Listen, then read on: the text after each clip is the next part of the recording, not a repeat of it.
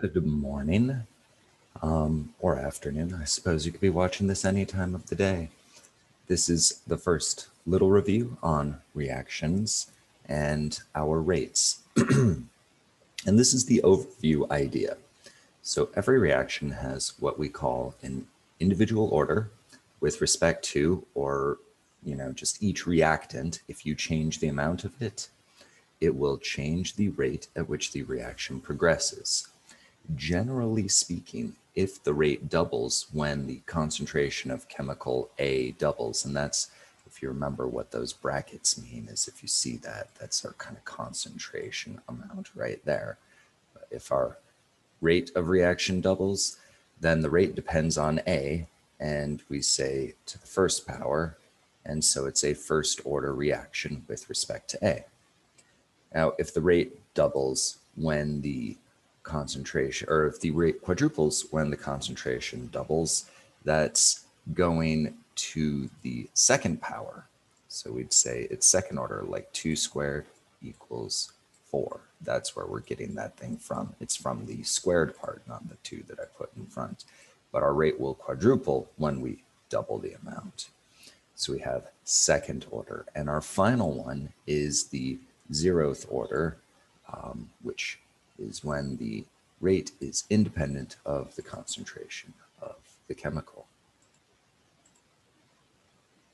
And 0 order are kind of weird because this goes against everything else that we're talking about. But for a 0 order reaction, when you put in more chemical to a small space, nothing ends up happening. And these are usually when we have some kind of substrate or catalyst that is really the rate limiting factor on the reaction. So like adding more car exhaust to your tailpipe doesn't make the catalytic converter clean it out any better.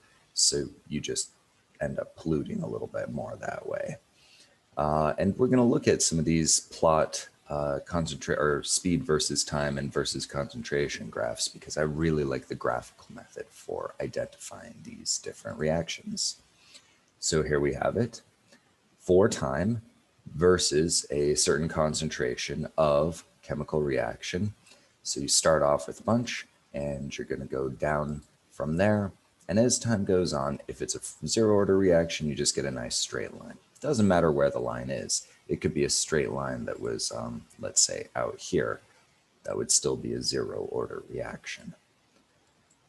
Now, first and second, it's hard if they're not plotted next to each other to see, but a first order reaction will go a little bit quicker on down, where the second order reaction is going to take some time here.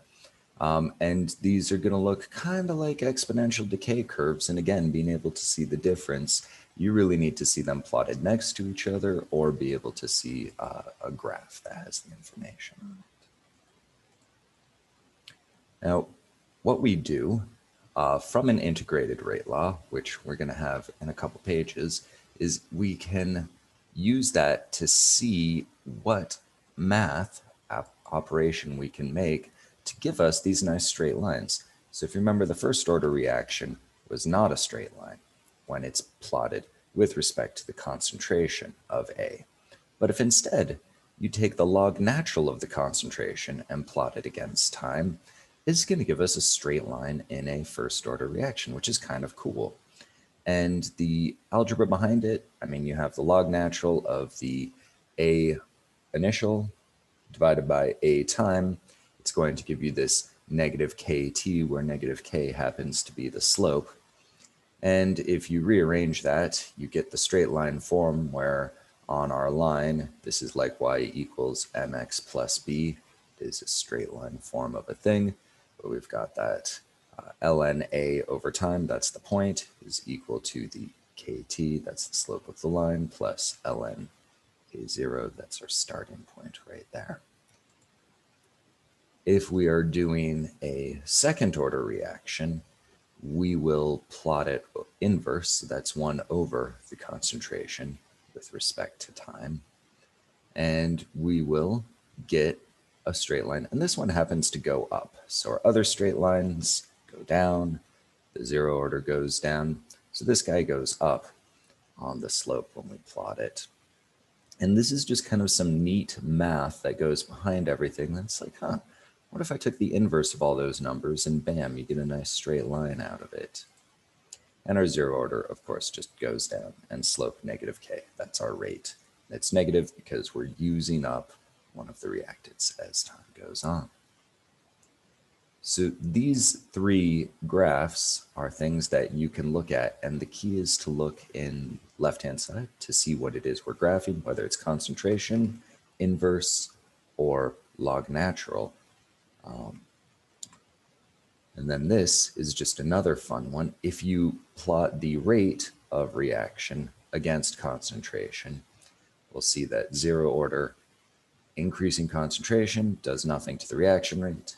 First order, it's a linear increase. As you double your concentration, you're going to double your rate of reaction. And second order, this is a nonlinear increase. So if you add a little bit more, it doesn't seem to have much. But if you double your concentration of A, you're going to quadruple your rate, which is way more exciting as time goes on. And this is kind of what we saw with the coronavirus, is more exponential growth going. But the first way to tell these out is to look at the chart. So that's kind of skill number one that we're talking about here. And you're going to read what our different axes are. A little close reading of that will help out. A little preview, what we're going to do for talk number 2 is going to be reaction orders. And I will stop this recording so you can take some notes on just looking at our graphs.